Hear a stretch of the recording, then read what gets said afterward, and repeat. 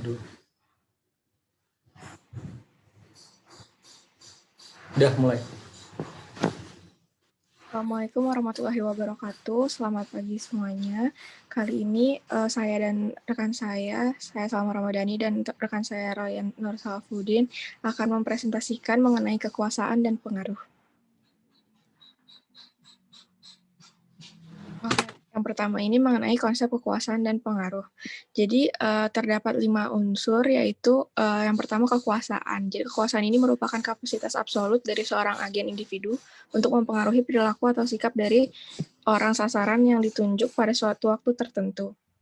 Kemudian unsur yang kedua yaitu otoritas. Otoritas ini melibatkan hak-hak prerogatif, kewajiban, dan tugas yang terkait dengan posisi tertentu dalam suatu organisasi atau sistem sosial. Kemudian ada proses pengaruh, yaitu berkaitan dengan kepatuhan instrumen, internalisasi, dan identifikasi pribadi. Kemudian ada jenis taktik pengaruh, itu melibatkan taktik manajemen kesan, taktik politik, dan taktik proaktif. Kemudian yang terakhir ada hasil pengaruh, yaitu berupa komitmen, kepatuhan, dan resistensi. Next. Kemudian ada 7 sumber kekuasaan. Yang pertama itu bersumber dari legitimate power, yang berasal dari kewenangan formal atau aktivitas kerja. Kemudian ada coercive power yang didasarkan pada otoritas atas hukuman. Kemudian ada expert power yang didasarkan atas pengetahuan tentang cara terbaik melakukan tugas dan memecahkan suatu masalah. Kemudian ada information power, yaitu melibatkan akses ke informasi penting dan kontrol atas distribusinya. Kemudian yang kelima ada reward power, yaitu persepsi sasaran bahwa seorang agen mengendalikan sumber daya penting dan imbalan yang diinginkan oleh sasaran. Kemudian ada referent power, yaitu keinginan orang lain untuk menyenangkan agen dan kepadanya memiliki perasaan kasih sayang, kekaguman, dan kesetiaan yang kuat. Kemudian yang terakhir yaitu ecological power, yang yaitu pengendalian atas lingkungan fisik, teknologi, dan organisasi pekerjaan. Next.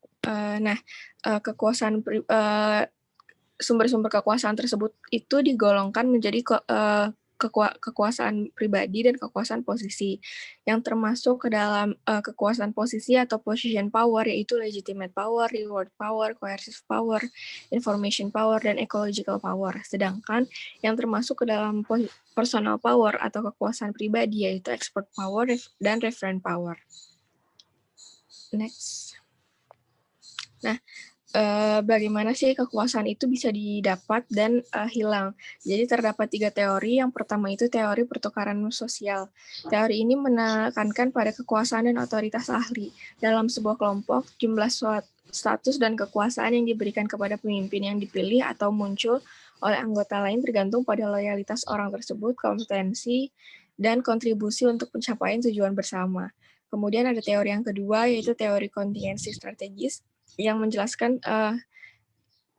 bahwa kekuatan subunit tergantung pada 3 faktor. Yang pertama itu ada keahlian dalam mengatasi masalah penting, kemudian sentralitas subunit dalam alur kerja, dan sejauh mana keahlian subunit itu untuk unik dan tidak dapat diganti. Kemudian teori yang ketiga yaitu institusionalisasi kekuasaan, yaitu proses menggunakan taktik politik untuk meningkatkan pengaruh atau melindungi sumber kekuasaan yang ada. Next. Nah, kekuasaan juga memiliki konsekuensi. Jadi terdapat studi yang menjelaskan, jadi dalam studi itu dijelaskan bahwa pemimpin yang efektif lebih banyak mengandalkan personal power dibandingkan position power. Position power tetap penting, misalnya sebagai sumber pengaruh atau meningkatkan personal power seorang pemimpin juga bisa. Namun position power yang terlalu banyak dapat merugikan karena pemimpin dengan position power yang besar mungkin lebih mengandalkan position power tersebut daripada mengembangkan personal power-nya. Nah, selain itu, gagasan bahwa korupsi di kekuasaan sangat relevan dengan position power, seperti yang dikatakan oleh Glad tahun 2002. Sedangkan personal power kurang rentan untuk disalahgunakan karena akan terkikis dengan cepat ketika seorang pemimpin bertentangan dengan kepentingan pengikut. Namun potensi untuk korupsi tetap ada. Okay, next. Selanjutnya akan saya jelaskan penggunaan untuk menggunakan kekuasaan. Jadi yang pertama ada legitimasi power, yaitu kekuatan legitimasi.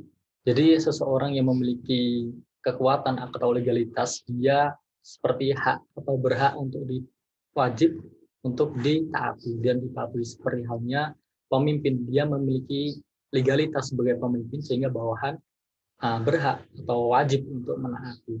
Lalu yang kedua dari power yaitu kekuatan reward, yaitu biasanya adanya pertukaran dari pihak pemimpin kepada bawahan. Pihak pemimpin memberikan suatu intensif kepada bawahan untuk mengerjakan sesuatu yang diperintahkan oleh atasan. Yang ketiga adalah coercive power, yaitu kekuasaan paksaan. Jadi sifatnya memaksa, biasanya pemimpin menggunakan paksaan atau ancaman-ancaman agar bawahan atau objek tersebut mau mengerjakan permintaan yang diperintahkan oleh pemimpin.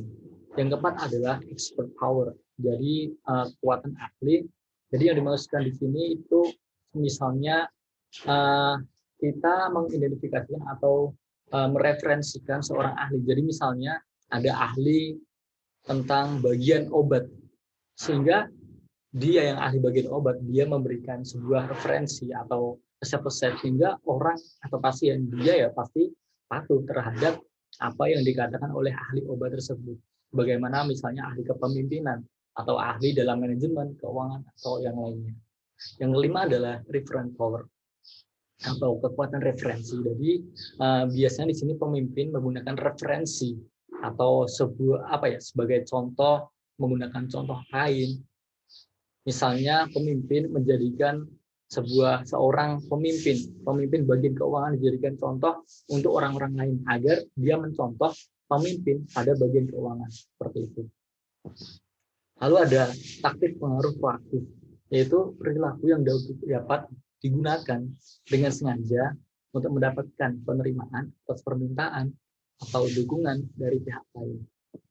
Nah, adapun taktik pengaruh proaktif ini banyak macamnya atau metodenya. Yang pertama adalah rational persuasion, appraising, inspirational appeals atau consultation, collaboration, negotiation, personal appeals, exchange, coalition tactics, legitimating tactics, dan juga pressure, seperti itu.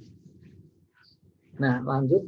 Untuk mengenai efektivitas taktik proaktif, jadi untuk keefektivitasan dari metode yang sebelumnya tadi, itu bergantung pada situasi di mana taktik itu digunakan.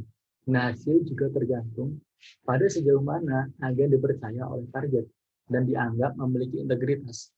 Penelitian juga menemukan bahwa beberapa taktik itu cenderung secara umum lebih efektif daripada yang lain. Jadi, nggak semua metode yang sebelumnya tadi itu dapat dijelaskan, artinya dapat diterapkan, tergantung situasinya.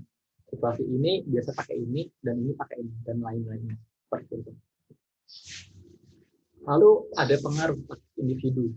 Jadi 4 taktik yang umumnya paling efektif mencakup persuasi rasional, konsultasi, kolaborasi, dan daya tarik yang menginspirasi. Adapun impression exchange dan appraising itu cukup efektif untuk mempengaruhi bawahan dalam rekan kerja, tapi taktik ini sulit digunakan untuk mempengaruhi secara proaktif dengan atasan. Jadi nggak semua taktik itu dapat diterapkan untuk mempengaruhi bawahan. Ada juga beberapa taktik itu yang dapat diterapkan ke atasan, tapi ada juga yang tidak cukup untuk mempengaruhi atasan. Nah, selanjutnya ada penggabungan taktik, yaitu seringkali mungkin bagi seseorang manajer untuk menggunakan lebih dari satu taktik. Nah, upaya mempengaruhi lebih mungkin berhasil jika 2 atau lebih taktik yang berbeda itu digabungkan. Namun, hasilnya akan bergantung pada potensi taktik komponen dan sejauh mana kesesuaian satu sama lain. Jadi, taktik-taktik yang tadi sebelumnya, nah itu biasanya agar lebih efektif antara satu dengan yang lain, itu biasanya oleh pemimpin dilakukan penggabungan antara metode satu dan metode yang lain. Akan tetapi untuk hasilnya sendiri ya tergantung bagaimana sih korelasi antara taktik yang satu dan yang lainnya itu berhubungan dan efektif. Semakin berhubungan maka semakin efektif untuk hasilnya. Nah, selanjutnya adalah mengurutkan taktik. yaitu upaya pengaruh seringkali melibatkan serangkaian episode atau rangkaian cara pengaruh terpisah yang terjadi selama beberapa hari atau minggu. Beberapa taktik lebih banyak digunakan dalam upaya pengaruh awal, dan taktik lain lebih banyak digunakan dalam upaya pengaruh tindak lanjut. Nah, jadi maksudnya mengurutkan taktik itu sendiri, misal taktik A itu diterapkan dahulu untuk beberapa hari atau beberapa minggu. Nah, selanjutnya jika mungkin baru ada dampak yang sedikit, sehingga dilanjutkan dengan taktik-taktik yang lain. Sehingga istilahnya seperti prosedural taktik seperti itu. Jadi berurutan seperti itu. Nah, selanjutnya adalah menggunakan taktik untuk melawan upaya mempengaruhi. Dalam pengaruh proaktif, agen memulai interaksi, tetapi pemimpin yang efektif juga harus mampu menangani upaya pengaruh yang tidak diinginkan yang diprakarsai oleh orang lain. Sebagian besar taktik yang digunakan untuk upaya mempengaruhi proaktif juga dapat digunakan untuk menolak atau memodifikasi permintaan yang dibuat oleh orang lain. Jadi pemimpin dia memiliki berhak atau taktik untuk mempengaruhi atau menghalang dari permintaan-permintaan orang lain. Misalnya saja ada pemimpin A, dia memilih bawahan seorang 50. Nah, misalnya ada orang lain yang ingin mempengaruhi 50 itu. Nah, pemimpin A itu memiliki taktik untuk mempengaruhi atau menghalang pengaruh dari orang lain tersebut, seperti itu. Selanjutnya, kekuatan dan pengaruh. Kekuasaan dan pengaruh adalah konstruksi yang berbeda, tetapi hubungannya sangat kompleks. Beberapa taktik pengaruh mungkin memiliki efek langsung pada target tanpa menghiraukan kekuatan agen.